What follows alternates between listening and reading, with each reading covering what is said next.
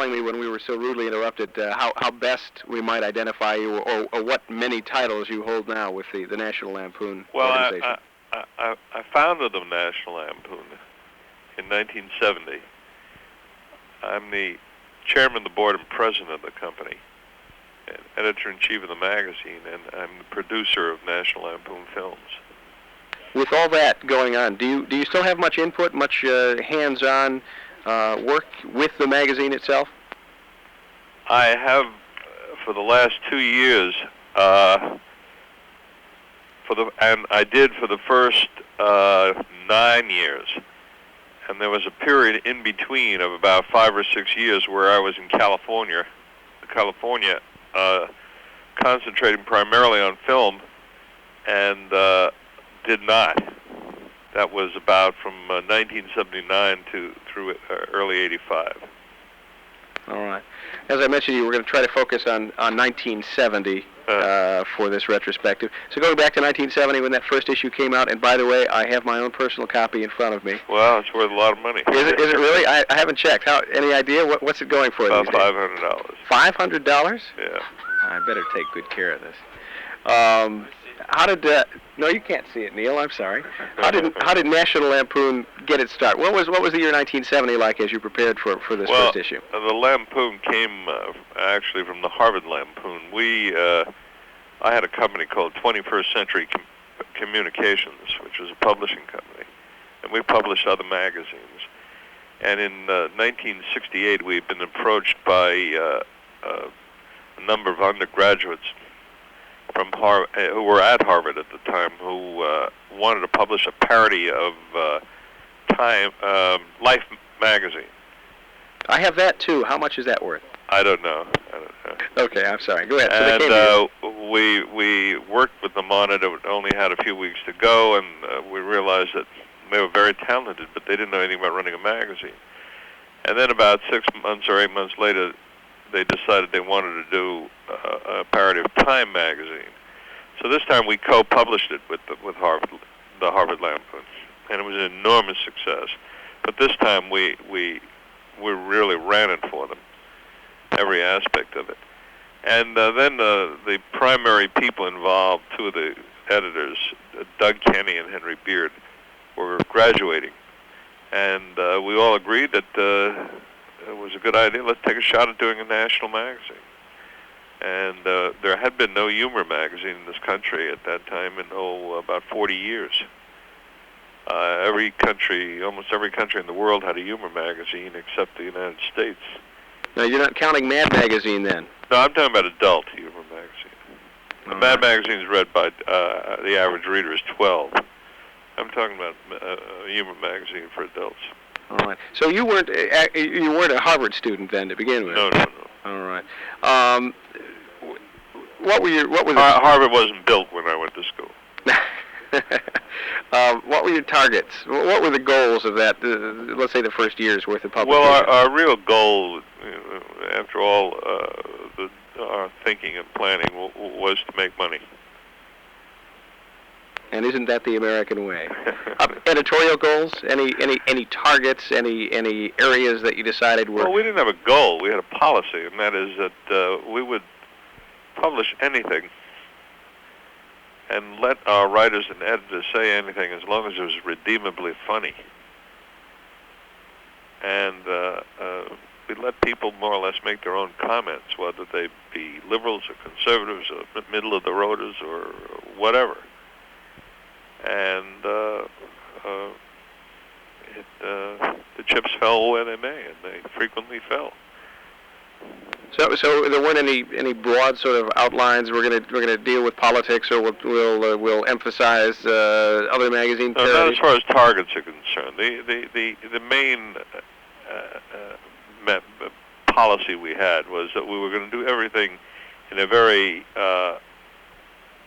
with a very classy approach. In other words, everything was going to be done with very fine art, with very good writers, very well edited. We weren't going to do anything cheap. What were the inspirations for those people who first worked on the Lampoon? The either editorial or business inspirations? success. No, but I mean, what were there any models, either other magazines? There had been anything like it since the early days of the New Yorker and the days of College Humor back in the 20s. There was no model for the National Lampoon. There was no model for its kind of humor. If anyone who might have possibly been a model, it would have been Lenny Bruce. All right. What do you remember best about those early issues? What worked? What didn't? What did you find particularly successful? Well, of course, we had a lot of firsts. I mean, we had the most popular magazine cover in the history of the magazine business, and that was so voted by the Magazine Illustrators of America. The picture of the dog with a gun to his head, which said, "If you don't buy this magazine, we'll shoot this dog." We had many, many, many articles that are legendary. And then, of course, many of our writers have gone on to become the biggest writers in film and television. And some of our writers, like P.J. O'Rourke, P.J. O'Rourke is probably the outstanding magazine journalist in America today. We went into early in the game. We went into theater, and many of the people who started working for us there became huge stars, like John Belushi and Chevy Chase and Gilda Radner and Bill Murray and people like that. So I think what I remember best and what I remember most fondly are the people who were and still are with us, and in many cases, and who just had enormous talents. Any good stories, behind-the-scenes kind of stories about, as much as possible, I'd like to deal with that first year, the first few issues. Well, I remember Michael O'Donoghue, who was probably the prince of black comedy, who later went on to be the chief writer and first head writer of the Saturday Night Live. After he and I had a huge argument, and I fired him, which he has never forgiven me for. Getting a telephone call one day from his father, and who said to him, "Michael, I've got terrible news for you. Your mother lost her toe." And without blinking, Michael said, "Did you look behind the refrigerator?" That's pretty good. Any others? Well, one day, my principal editor, a guy named Doug Kinney, who eventually was one of the writers of Animal House, and in my opinion is the greatest humor writer of the last 50 years, perhaps, certainly 25 years, came to me and said, "Matty, I got to write. I want to leave for a while. I've got to write a novel." And I said, "Doug, I need you. No, I gotta go." So he left and came back 6 months later. He walked into my office, handed me this array of dirty manuscript pages, walked out. I sat and I read it. And he had just spent 6 months on the beach writing this. He came back. I said, "Doug, this is terrible." He picked it up. He said, "Okay," and he threw it into the waste paper basket. Temperamental guy. Yeah. He's the same guy who came to me about a year or so later and said, "Matty, I can't write any more magazine stuff. I'm just up to here with, I'm just dried out." That's about 2 years later. And I said, "You can't," and I didn't want to lose him. So I said, "Doug, you can't leave. We're going to do a movie." And we weren't. I just ad-libbed it on the spot. So he said, "What movie?" So I started talking and ad-libbing, and of course the movie we did was Animal House. When did Doug die? When was that? Doug died about 4 years ago. Yeah. Again, back to the early issues, the first few issues. What problems were there, either with the magazine itself or in terms of getting it out to the public? The biggest problems in the history of the magazine still persist, and they are financial in this sense. The right-wing conservative elements in this country have always been violently opposed to a magazine of satire which puts down people or puts down ideas in a humorous way. Even though we never take sides, we put down everybody, which is the nature of what we do. There is a satire magazine in Russia, and they publish. They do the same thing we do. There are satire magazines in Poland, and they're not interfered with. This is the only country where a magazine of satire, because it deals with subjects political and everything else, has enormous pressures on it from elements of the public. And the same groups that are now under fire, the evangelists, are the leading groups as far as the pressure they put on it. We have lost millions and millions of dollars in advertising because of write-in campaigns built on totally false issues they distort. But the advertiser takes a look, gets 200 letters. What happens is one guy writes a letter, and then 200 idiots write the same letter under their instructions, and they send it to, let's say, the president of a tobacco company. He gets 200 letters. He says, well, why should we fight this thing? He doesn't want to fight. So we lose $1 million in advertising. And this has been going on. It's been worse in recent years than it ever was. Wasn't bad really during the 70s at all. Yeah. So in other words, you've been affected by the same sort of pressures that have afflicted Playboy and Penthouse and yes, the other. I have. But the difference is that we are not an erotic magazine.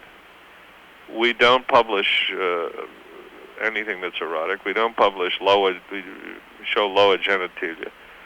We deal mostly in words, and we have visuals, but they're certainly not erotic. And we don't. We're not comparable. We're not a men's magazine in the sense that Playboy. Not that I approve of what they did to Playboy. Don't misunderstand me. But yes, we've had the same problems. The only difference is that they've had the bigger numbers. So, though they've lost millions too. I mean, you look at Penthouse these days, you see a scattering of ads, and you don't see much advertising. Yeah. In terms of the magazine itself, what sort of early experiments or experiences did you have? What sort of articles or features did you run that just didn't work, or you decided weren't worthy of not repetition? Working is all in the eye of the beholder. Sure. You'd be amazed at how many pieces you can look at and say, gee, I didn't think that was funny, and there are other people who do, and just the opposite, humor is a very selective thing and a very personal thing, and people look at it and make their own decisions as to whether they think it's funny. What I'm asking, I guess, is whether you and the editorial staff decided early on that some things weren't appropriate or were unsuccessful. Well, I personally am not big on scatological humor, and I try to keep it to a minimum. So the other question, another way of putting the same thing, is how has the Lampoon changed over the years from those first few issues to the last several issues? You mean editorially? You don't mean personally, personnel-wise? Yeah, I think, well, whichever answer you think is more interesting, but Well, the personnel, of course, is what has happened, is that after we went into the movie business and we made this huge movie, Animal House, followed by Vacation and the other successful movies, our writers became enormously in demand, so that Hollywood started stripping us of all of our writers and everything like that. And that's one of the reasons I had to go back in 1985, is because I was the one who usually found the writers and put them on, and that's what I've done. And now the magazine is making a comeback because we have a lot of terrific new young writers. So who have you lost over the years? John Hughes? John Hughes worked for me for 4 years. Also, the first script writing he ever did. He and I co-wrote the first 6 episodes of a television show. Then I hired him to do Which show was that? Delta House. Okay.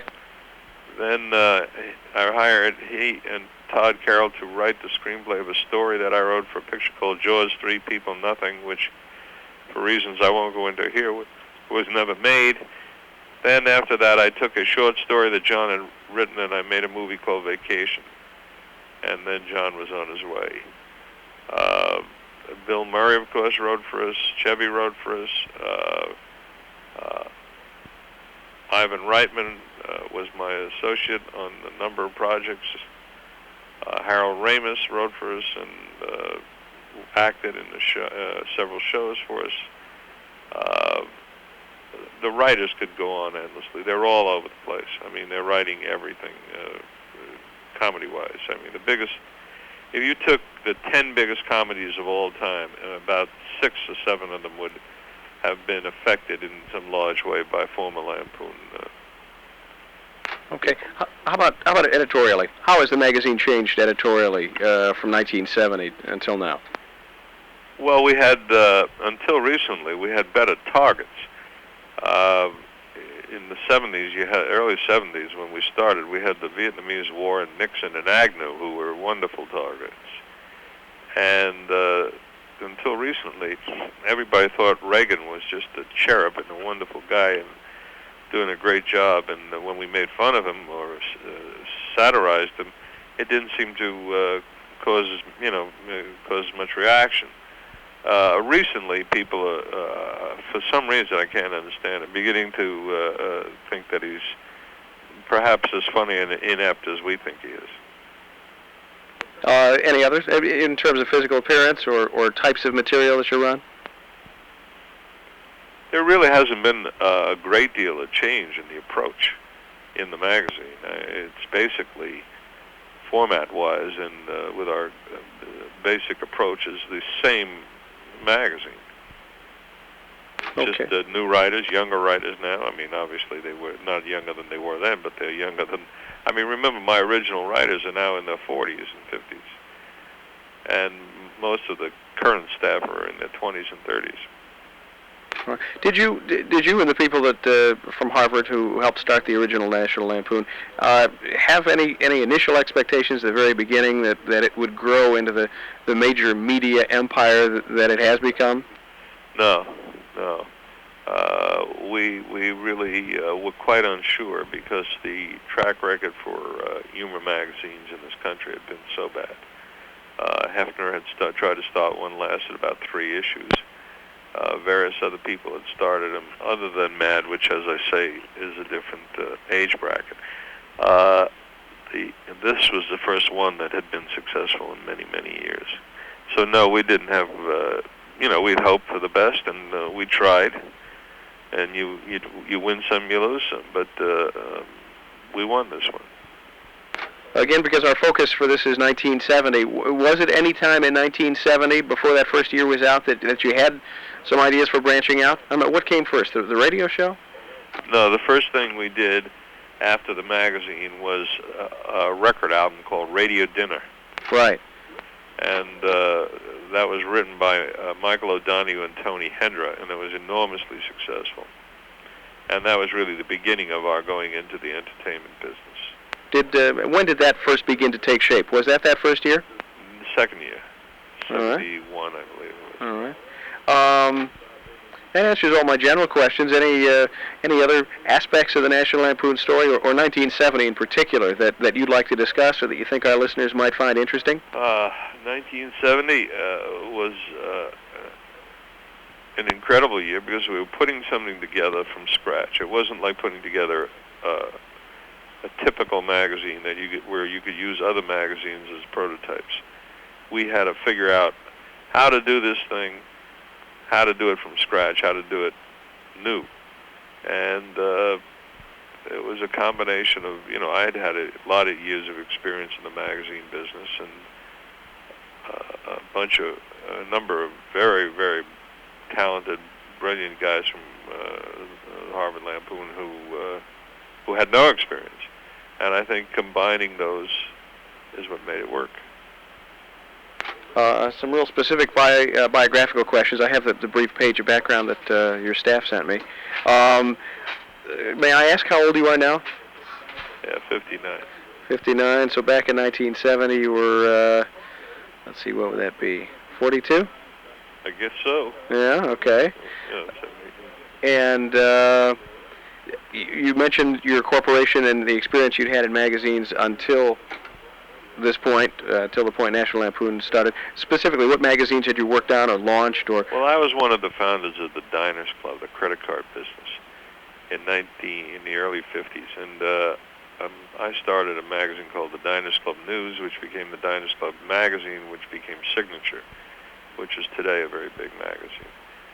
And then when I left the Diners Club in the 1960s to start my own publishing business, I started a magazine called Weight Watchers Magazine, which was and still is a very big magazine. And that and various other magazines. We have a magazine now called Heavy Metal, which is a science fiction fantasy magazine, and it's probably the most widely read magazine of that kind in the world. I think I have the first issue of that somewhere, too. Really? Yeah. Well, that's worth a lot of money, too. Yeah. I think that covers it, unless there's anything else. And believe me, I'd be glad to sit still and listen to anything else you want to mention. Nothing else to say. Everything's fine. All right. Well, thank you for your help. I appreciate it. Okay. And you've got my phone number. Just in case you think of anything else, please feel free to call anytime. Thanks Thank again. you. Have a good day. Bye. Bye.